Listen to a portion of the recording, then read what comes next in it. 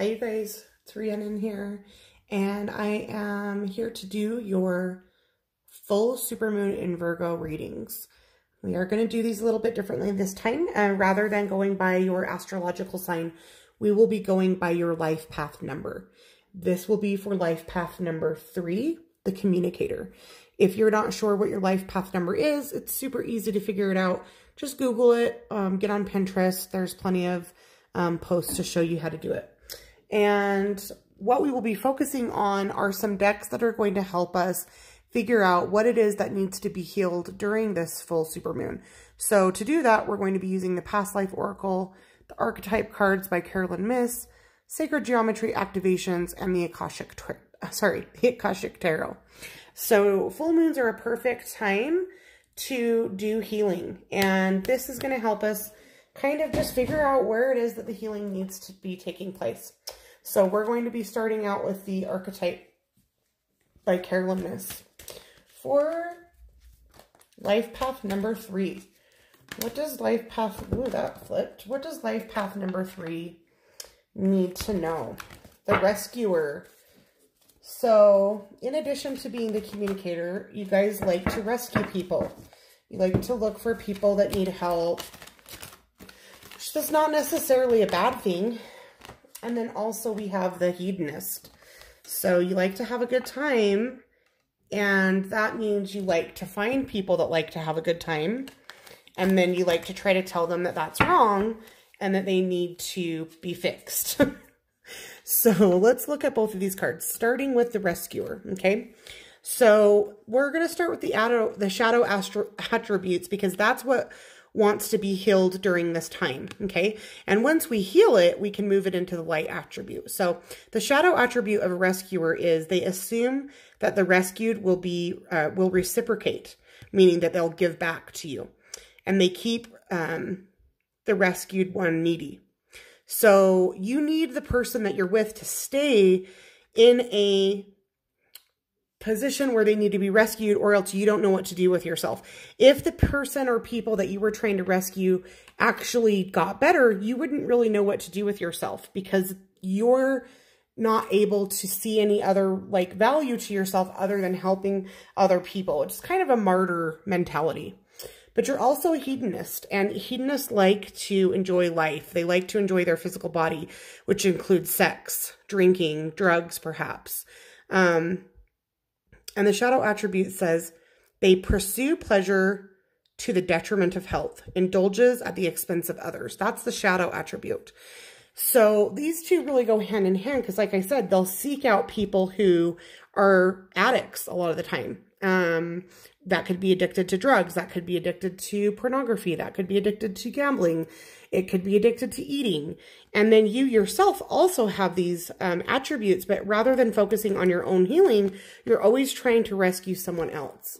And so if we were able to heal these, which we're going to do is try to find the past lifetimes where these archetypes came into your karma, then we can transmute this up to the light attributes. And as a rescuer, your light attributes are: provides strength and support to others in a crisis, acts out of love with no expectation of reward, and inspires creative energy to embrace the good things in life, celebrates the beauty in yourself. So that's going to be our goal, number 2, is we're going to try to get you up to these light attributes. And so let's dig into the Akashic Tarot and see if we can find some past lifetimes for you, number 2s, where this became your karma. When did this become your karma and why? For life path number 2. Life path number 2. Why are you always needing to rescue other people? Maybe there was a lifetime where you needed to be rescued and you weren't. Okay, so the first card we have here is Winged Messengers. Okay. So we've got some angels and some guides wanting to come in with a message for you. Let's keep pulling. What else did number 2s need to know about this hedonistic and rescuer dynamic? Going back and forth. Archangel Gabriel is who we can use for you number 2s to help clear this energy, okay? So that is your messenger. Your messenger is Archangel Gabriel. He's here to assist you in this healing during this time. So the thing about angels is, I've said it before and I'll say it again, they only can work with you if you call them in with your free will.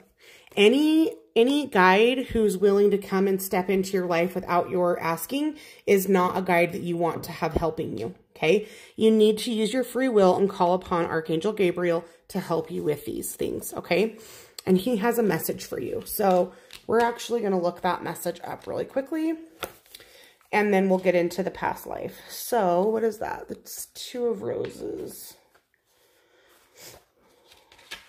Two of Roses is a white dove carries a message in his beak. Let's skip that part and just get to the nitty gritty. The dove brings a message from your spirit guide, a call to see this little drama through your higher mind and compassionate heart. You may feel compelled to be the peacemaker or the provider in this situation. Let yourself do as your spirit guides you. The hawk, a predator. So we see the hawk right here. As a predator, shows that there are times when you might have a tendency to be pulled into the fray yourself. Probably being pulled in by these people that you're constantly trying to rescue. Meaning the people who are wounded. You're constantly seeking out very wounded people to try to rescue. With the hawk entering from the right, it certainly indicates that more challenges may be coming your way. So number 2 is if you don't heed this message, basically, if you don't take this healing into your life at this time, the message is that you're going to become the prey of this hawk. You're going to become the prey of this wounded person. You're going to run into the person who finally is really going to hurt you if you don't heed this warning, okay? The time for change is now, okay? So now let's get into the past life deck to see if we can find when this started. None, monk, or none. That makes sense with the hedonist. You lived a life where you were basically celibate. You were told that you could not indulge in any of the worldly things. And so now in this lifetime, you're like, woo, party. And that makes a lot of sense, you know. You only get to have, you know, these hedonistic energies in this physical body. There's no other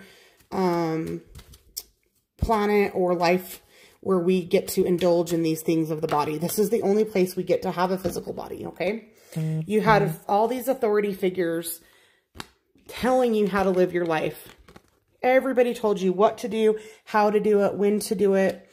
And you're not going to be told that in this lifetime. And then you want to look for people who also feel this way, but you're trying to heal them. Okay?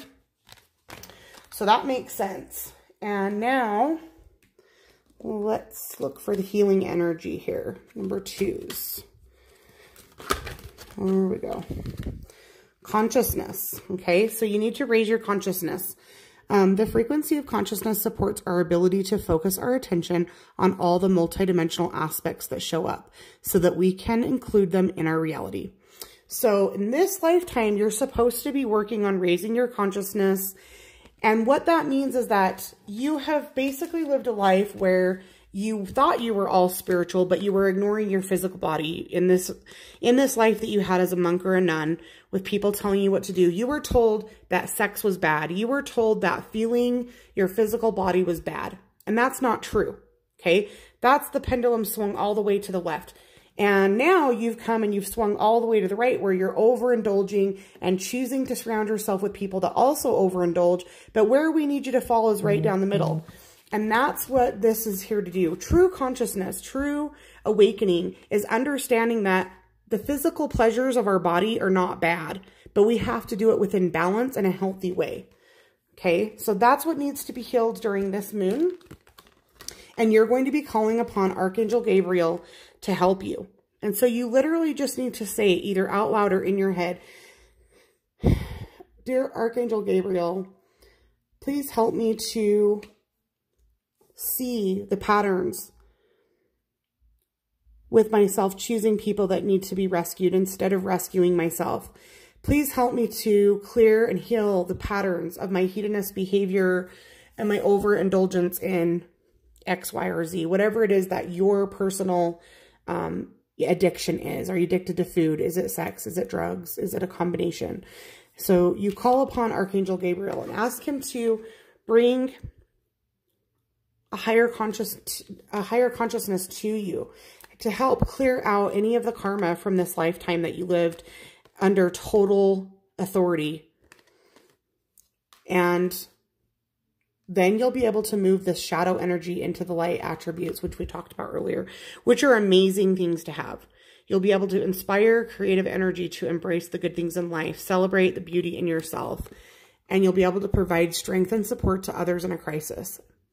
Acts out of love with no expectation of reward, instead of sitting here helping people that you think don't even care, because they're not asking to be rescued. Okay, so if you're a life path number 2, use this full moon energy tonight. Write something down, journal, do a meditation, and clear this energy to move that shadow into the light. Let me know if you guys like this new style of reading with the life path numbers. Let me know if this resonates with you guys as a number 2, and I will see you guys really soon. Bye-bye.